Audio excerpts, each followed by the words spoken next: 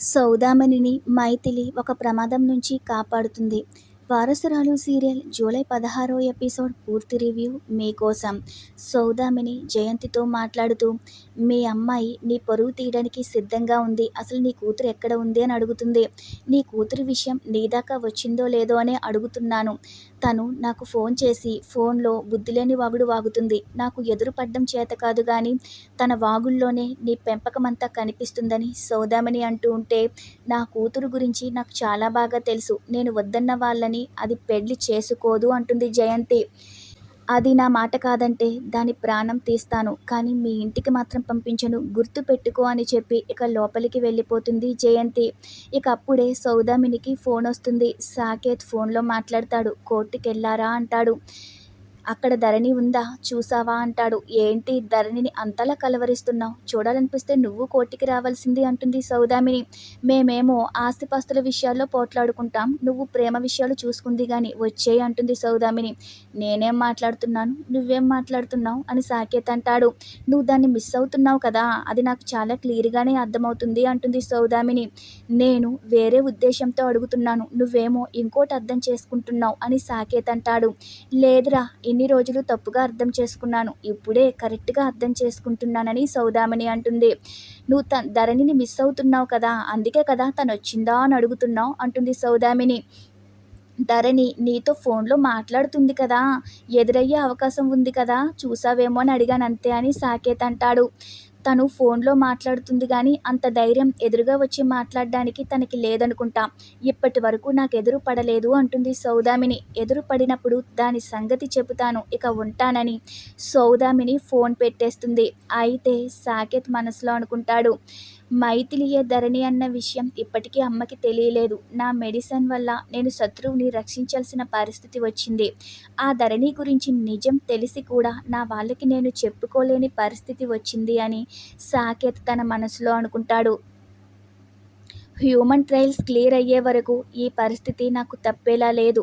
నా మెడిసిన్ ఒకసారి మార్కెట్లోకి వచ్చిన తర్వాత నేనే అందరికీ అసలు నిజం చెప్పేస్తానని సాకేత్ అనుకుంటాడు. ఇక మరోవైపు సౌదామినిని రౌడీ కత్తితో అటాక్ చేయబోతే మైథిలి వచ్చి ఆ రౌడీ చెయ్యి పట్టుకుంటుంది. ఇకింతలో హరిశ్చంద్ర రౌడీ మీద తిరగబడతాడు. ఇక రౌడీ పారిపోతాడు. నీకేమీ కాలేదుగా, ఎవడు వాడు, నిన్నెందుకు చంపాలనుకున్నాడు అని హరిశ్చంద్ర సౌదామినిని అడుగుతాడు. ఇకప్పుడు కైలాసనాథ్, ఇంకా నీకు అర్థం కాలేదా బావా, వాడు నాగేంద్ర మనిషి అంటాడు. కోర్టులో కేసు గెలవమని వాళ్ళకు అర్థమైపోయిందేమో, అందుకే తన మీద హత్య ప్రయత్నం చేశాడు. సౌదామిని అడ్డు తొలగిపోతే నిన్ను ఎలాగోలా కన్విన్స్ చేసి ఆస్తి కోసం ప్రయత్నించొచ్చు కదా అని నాగేంద్ర అలా చేశాడని కైలాసనాథ్ అంటూ ఉంటే, నాగేంద్ర అంత దారుణం చేస్తాడని నేను అనుకోను అంటాడు హరిశ్చంద్ర. నీ తమ్ముడి మీద ప్రేమతో నువ్వు ఇంత దారుణం జరిగినా కూడా ఆ నాగేంద్రని నమ్ముతున్నావు, ఎందుకు ఇలా చేస్తున్నావు అని కైలాసనాథ్ అంటాడు. నాగేంద్ర ఆ రౌడీకి డబ్బులు ఇవ్వడం సౌదామిని కూడా చూసింది. నువ్వు చూసావు కదా సౌదామిని అని కైలాసనాథ్ అడుగుతాడు. అవునన్నయ్య, ఇందాక మేము కూడా చూసాము. ఆ నాగేంద్ర ప్రసాద్ వాడికి డబ్బులు ఇవ్వడం నా కళ్ళతో నేను చూశాను అని సౌదామిని అంటుంది. చూడు సౌదామిని, మన కళ్ళతో చూసే ప్రతిదీ నిజమవ్వాలని లేదు. మన కళ్ళ ముందు జరిగే విషయాలు ఒక్కోసారి మనం అనుకునే కోణంలో జరగవు అంటాడు. దాని వెనుక మరో కోణం కూడా ఉండొచ్చు, అది మన కళ్ళకి కనిపించకపోవచ్చు అంటాడు హరిశ్చంద్ర. ఇంకా ఎన్ని రోజులు నీ తమ్ముడిని వెనకేసుకొస్తావు అని కైలాసనాథ్ అంటాడు. వాడు మీ చెల్లెల్ని చంపాలనుకున్నది నిజం అంటాడు. కైలాసనాథ్ సౌదామిని అడ్డు తొలగించుకుని నీ దగ్గర ఆస్తి పొందడం కోసం ఇదంతా చేశాడు అంటాడు. ఏది నిజమో కాలమే నిర్ణయిస్తుందిగా, అదే నిజమైతే అందుకు ఆ పాపాన్ని నాగేంద్ర అనుభవిస్తాడుగా అని హరిశ్చంద్ర అంటాడు. నువ్వు ఊరుకున్నట్లు నేను ఊరుకోలేను. ఇంత తెలిసాక ఎలా ఊరుకుంటాను, వాడంతు తేలుస్తానని లోపలికి వెళ్ళబోతూ ఉంటే మనం కోర్టులో ఉన్నామన్న విషయం నువ్వు మర్చిపోవద్దు. ఆవేశపడితే మరో కేసులో ఇరుక్కుంటామని హరిశ్చంద్ర అంటాడు. తమ్ముడి మీద అభిమానంతో నువ్వు నన్ను ఆపొచ్చు, వాడొక దుర్మార్గుడు, వాడి దుర్మార్గానికి తగిన శిక్ష ఖచ్చితంగా పడుతుంది. వాడు తప్పు చేస్తే కాలమే వాడిని శిక్షిస్తుందిలే, వదిలేయండి అని హరిశ్చంద్ర అంటాడు. ఇక మైథిలిని చూస్తూ నువ్వే కనుక లేకపోతే సౌదామిని పెద్ద ప్రమాదంలో పడేదని, సౌదామినిని ఆపద నుండి కాపాడావు, నీకెన్ని కృతజ్ఞతలు చెప్పినా తక్కువే అని హరిశ్చంద్ర అంటాడు. అలా అంటారేంటి? నేను మా అత్తయ్యని రక్షించుకున్నాను, అది నా బాధ్యత అంటుంది మైథిలి. ఇంత గొప్ప పని చేసి కూడా నువ్వు నీ బాధ్యత అనుకుంటున్నావు, అందరూ ఏమో నిన్ను అసహ్యించుకుంటున్నారు. ఇంట్లో ఇంతమంది అసహ్యాన్ని నువ్వు పొందుతున్నా సరే వాళ్ళని ఆదుకోవాలనే అనుకుంటున్నావని హరిశ్చంద్ర అంటాడు. ఈ ఒక్క విషయం చాలు కదా నువ్వెంత గొప్పదానివో చెప్పడానికి అని హరిశ్చంద్ర అంటాడు. నిన్ను చూస్తుంటే నాకెంత గర్వంగా ఉందో తెలుసా అంటాడు హరిశ్చంద్ర. ఇక సౌదామిని కూడా మైథిలికి థ్యాంక్స్ చెప్తుంది. ఇక వాళ్ళు కూడా కోర్టు లోపలికి వెళ్తారు.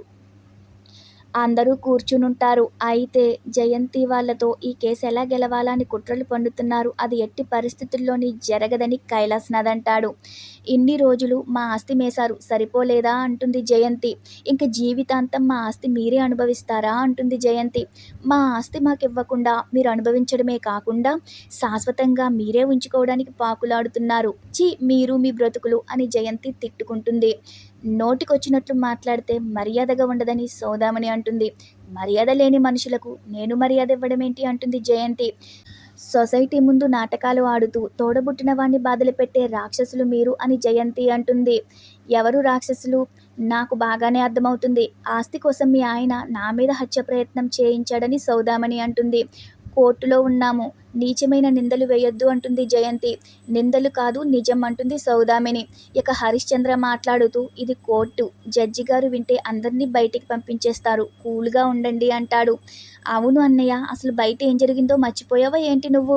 వీళ్ళు నా మీద హత్య ప్రయత్నం చేయించారుగా అంటుంది సౌదామిని. వీళ్ళకెంత ధైర్యం లేకపోతే అలా చేస్తారు అంటుంది. ఇకప్పుడు జయంతి మాట్లాడుతూ ఆస్తి ఎగ్గొట్టడానికి ఎన్ని ప్లాన్లు మీరు వేస్తున్నారో అని అంటుంది. నీచమైన వాళ్ళు ఎవరో ఈరోజు పూర్తిగా అర్థమైంది. కుటుంబాల మధ్య ఎంత దూరమున్నా రక్త సంబంధం గురించి ఆలోచిస్తారు. నా మీద మీ ఆయన హత్య ప్రయత్నం చేయించాడు అంటుంది సౌదామిని. చాలా బాగుంది. ఆస్తులు రాకూడదని మా ఆయన మీద ఈ నేరం మోపారని జయంతి అంటుంది. మీరు ఇష్టం వచ్చినట్లు చేస్తే కోర్టులు జడ్జిలు చూస్తూ ఊరుకోవని జయంతి అంటూ ఉంటే ఇక జడ్జి గారికి కోపం వచ్చేసి అసలు మీరు ఏమనుకుంటున్నారు? కోర్టులో ఈ గొడవలేంటి? ఇది కోర్టు అనుకుంటున్నారా, మార్కెట్ అనుకుంటున్నారా అంటాడు. ఈ గొడవ ఎంత దూరం వెళ్తుందో నేను మాత్రం ఆపలేకపోతున్నానని మైథిలి మనసులో చాలా బాధపడిపోతూ ఉంటుంది. ఇక అప్పుడే జడ్జి గారు నాగేంద్రను హరిశ్చంద్రను పిలుస్తారు. వాళ్ళిద్దరూ బోన్లో నిలబడతారు. అయితే నాగేంద్ర ప్రసాద్ తరపు లాయర్ మాట్లాడుతూ నాగేంద్ర ప్రసాద్ గారు 17 ఏళ్ల క్రితం మీరు హరిశ్చంద్ర ప్రసాద్తో కలిసి ఉండేవారు కదా, అప్పుడు ఆస్తులు మీరిద్దరూ కలిసి కొనేవారా అని అడిగితే నాగేంద్ర జయంతి వైపే చూస్తూ అవును అంటాడు. ఇద్దరం కలిసే కొనేవాళ్ళం అంటాడు. ఇది ఇద్దరి అన్నదమ్ముల మధ్య జరుగుతున్న ఆస్తి పంపకాల విషయమని లాయర్ జడ్జి గారితో అంటాడు. ఒకప్పుడు నా క్లయింట్ నాగేంద్ర ప్రసాద్, తన అన్న హరిశ్చంద్ర ప్రసాద్ కలిసే ఉండేవారు. వాళ్ళ మధ్య బంధాలు బాంధవ్యాలు బాగా ఉన్నంతకాలం ఇద్దరూ కలిసికట్టుగానే ఆస్తులన్నీ కొన్నారు. అయితే 17 ఏళ్ల క్రితం అన్నదమ్ములు విడిపోయారని, అప్పుడు కలిసికట్టుగా సంపాదించిన ఆస్తిలో తనకి వాటా రావాలని కోరుతూ ఈ కేసు పెట్టారని, నా క్లయింట్కి న్యాయం చేయమని నాగేంద్ర ప్రసాద్కి న్యాయం చేసి హరిశ్చంద్ర ప్రసాద్ ఆస్తిలో వాటా ఇప్పించాల్సిందిగా జడ్జి గారిని కోరుతున్నానని నాగేంద్ర ప్రసాద్ గారి లాయర్ అంటాడు. ఇక అప్పుడు హరిశ్చంద్ర ప్రసాద్ గారి లాయర్ అబ్జెక్షన్ చెప్తాడు. హరిశ్చంద్ర ప్రసాద్ గారి ఆస్తిలో నాగేంద్ర ప్రసాద్కి ఎటువంటి హక్కు లేదని ఆయన అంటారు.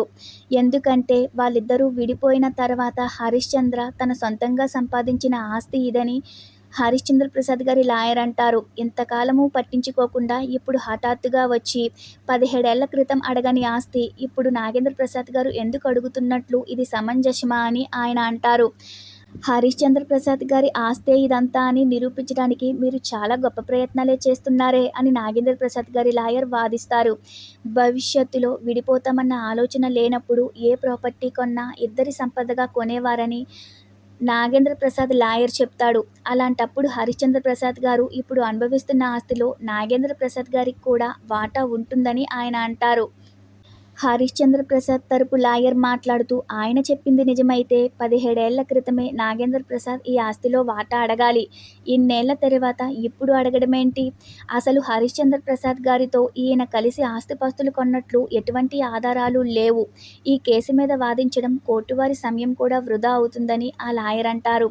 దయచేసి నాగేంద్ర ప్రసాద్ గారు పెట్టిన కేసులు కొట్టివేయాల్సిందిగా హరిశ్చంద్ర ప్రసాద్ తరపు లాయర్ కార్తీక్ మాట్లాడతాడు. ఇక అప్పుడు నాగేంద్ర ప్రసాద్ తరపు లాయర్ అబ్జెక్షన్ చెబుతూ హరిశ్చంద్ర ప్రసాద్ గారు అనుభవిస్తున్న ఆస్తి ఆయన సొంతమే అని మన గౌరవనీయులైన లాయర్ కార్తీక్ గారు చెప్తున్నారు గాని అది హరిశ్చంద్ర ప్రసాద్ గారి నోటి వెంట రావడం లేదేంటి? ఒక్క మాటైనా ఆయన చెప్పాలి. ఎందుకు ఆయన తన స్వాజితం అని చెప్పుకోవడం లేదు అంటాడు. ఇక అప్పుడు లాయర్ కార్తీక్ మాట్లాడుతూ మీరు భలే లాజిక్లు లాగుతారే. ఆస్తి హరిశ్చంద్ర ప్రసాద్ గారి సొంతం అయినప్పుడు ఆయనెందుకు ఆలోచిస్తాడు? ఆయన ఖచ్చితంగా చెబుతాడు అని వెంటనే హరిశ్చంద్రని అడుగుతారు. మీరే చెప్పండి. ఈ ఆస్తి మీద నాగేంద్ర ప్రసాద్ గారికి ఎలాంటి సంబంధం లేదు కదా? మీ తమ్ముడికి ఈ ఆస్తితో సంబంధం లేదు కదా అని హరిశ్చంద్ర ప్రసాద్ని ఆయన తరపు లాయర్ కార్తీక్ అడుగుతాడు. నువ్వు చెప్పబోయే ఈ ఒక్క మాట మీదే మన ఆస్తి ముక్కలు కాకుండా ఉంటుందని కైలాస్‌నాథ్ తన మనసులో అనుకుంటూ ఉంటాడు. ఒక్క మాట చెప్పు అన్నయ్య అని సౌదామిని కూడా తన మనసులో అనుకుంటుంది. నాగేంద్ర ప్రసాద్ కేసు గెలవడానికి వీల్లేదని సౌదామిని అనుకుంటూ ఉంటుంది. అప్పుడు హరిశ్చంద్ర, సౌదామిని, కైలాస్‌నాథ్‌ల వైపే చూస్తూ ఫ్లాష్ బ్యాక్‌లోకి వెళ్లి జరిగింది తలుచుకుంటాడు. ఆస్తి కోసం సొంత చెల్లి మీదే అటాక్ చేశాడని సౌదామిని చెప్పిన విషయాలన్నీ హరిశ్చంద్ర తలుచుకుంటూ ఉంటాడు. అయితే ఈ రోజుతో ఈ ఎపిసోడ్ పూర్తవుతుంది. మరి రేపటి ఎపిసోడ్లో హరిశ్చంద్ర ఏం చేస్తాడు? ఎటువంటి ట్విస్ట్ ఇవ్వబోతున్నాడు? ఆస్తిలో నాగేంద్రకి సంబంధం ఉందని చెప్పుతాడా లేదా అనేది రేపటి ఎపిసోడ్లో చూద్దాం. Thanks for watching our video. మన ఛానల్లో వచ్చే అప్కమింగ్ వీడియోల కోసం సబ్స్క్రైబ్ చేసుకోవడం మర్చిపోవద్దు.